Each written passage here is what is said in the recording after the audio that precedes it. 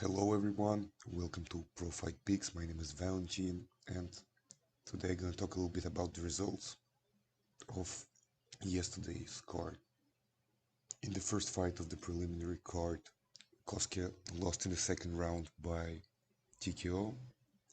Basically what happens, he was destroying Rawi in the first round. He was better in striking.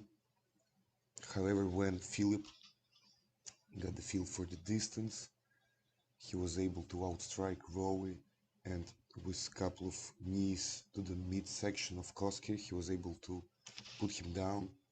It was a pretty impressive performance and a pretty good fight. You see, a lot of people were pretty concerned about this about this fight card, because lots of fights got cancelled, or this card was a mess, let's be honest, in terms of the fights.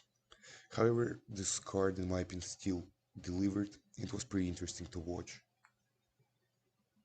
In the second fight of the preliminary card, we have Adashev winning by decision.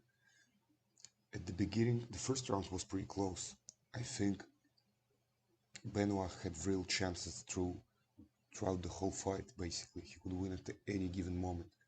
He even dropped Adashev with his strikes at the end of the first round, which actually made Adashev be more cautious, and he was able to basically be more strategic and was able to adapt to Benoit's style mid-fight, and he was able to get the decision victory.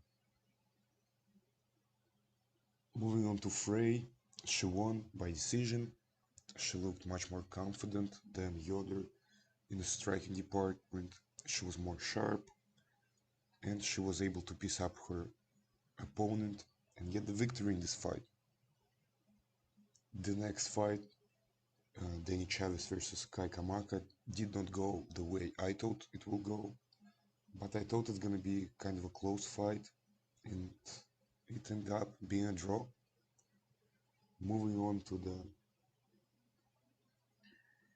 lightweight fight between Grutzmaker and Rafa Garcia.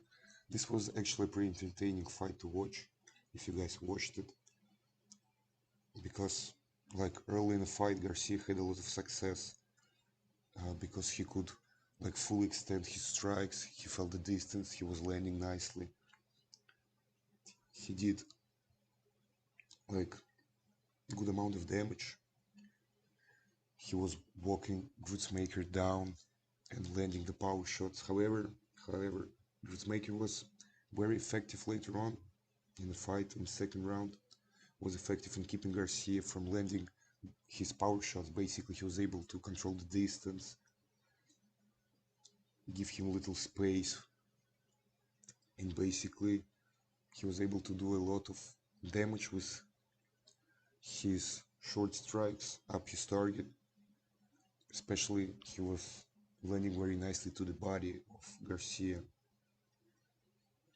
I was pretty surprised, to be honest, that Grutzmaker came back after his last loss and was able to get a, I would say, pretty solid decision victory. He looked great there. He looked great.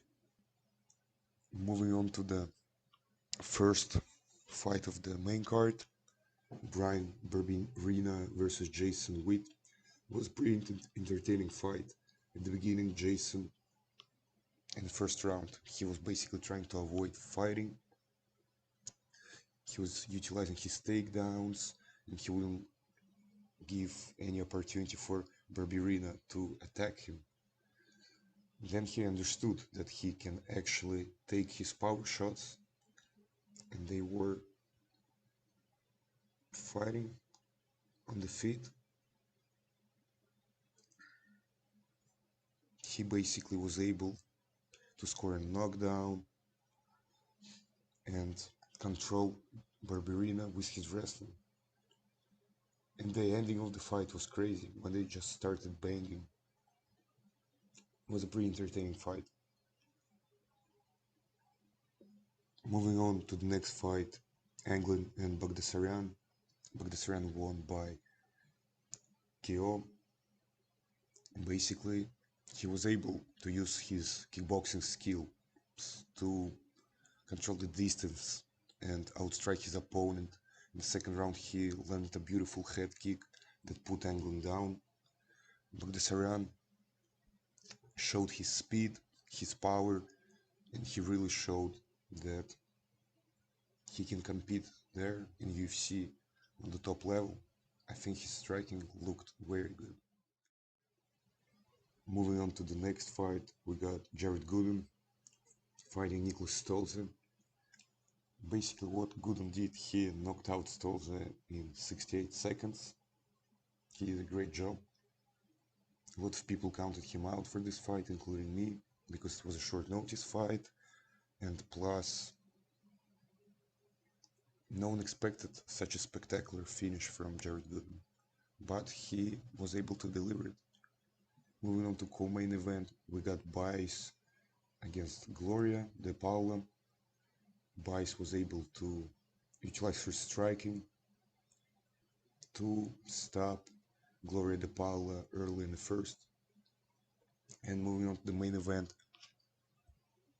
Sean Strickland was able to secure the decision victory, very dominant one.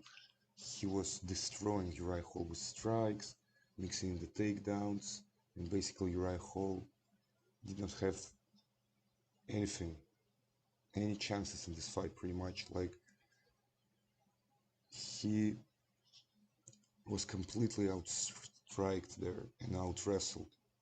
This fight didn't even look competitive in my opinion. Sean Strickland destroyed him in this fight. However, he did not get a finish, and I thought he will get a finish. But still, win it's a win, and it was a pretty impressive win in my opinion. I was kind of impressed with Uriah Hall's toughness though, because not many men can take so many punches and still continue to fight. Let me know in the comment section below, guys. What do you think about this card? Did you watch it? How did you like the fights? Subscribe. Thank you for watching, and be ready for more weekly videos. This week we have Derek the Black Beast Lewis fighting against Cyril Gane. Should be a great fight. They're fighting for the interim heavyweight championship. I think it's gonna be a tough fight for both of them, and it's gonna be super entertaining. I'm super excited for that fight. Take care, guys. I'll see you soon.